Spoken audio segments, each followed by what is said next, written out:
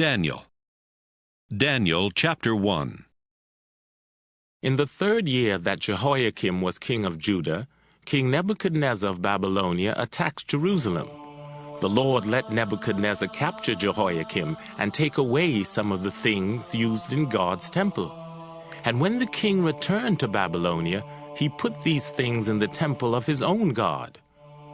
One day the king ordered Ashpenaz, his highest palace official, to choose some young men from the royal family of Judah and from other leading Jewish families. The king said, "They must be healthy, handsome, smart, wise, educated, and fit to serve in the royal palace. Teach them how to speak and write our language, and give them the same food and wine that I am served. Train them for 3 years, and then they can become court officials." 4 of the young Jews chosen were Daniel, Hananiah, Mishael, and Azariah, all from the tribe of Judah. But the king's chief official gave them Babylonian names. Daniel became Belteshazzar, Hananiah became Shadrach, Mishael became Meshach, and Azariah became Abednego.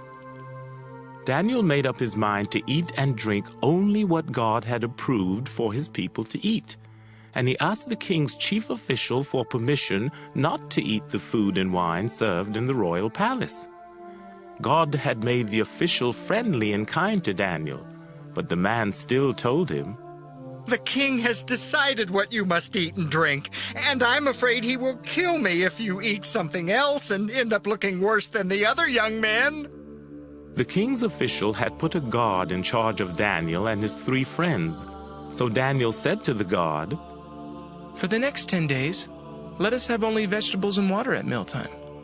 When the 10 days are up, compare how we look with the other young men and decide what to do with us."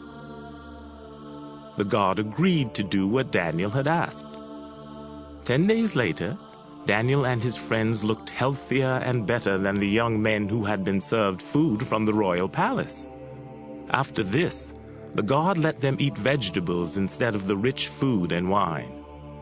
God made the 4 young men smart and wise. They read a lot of books and became well educated. Daniel could also tell the meaning of dreams and visions.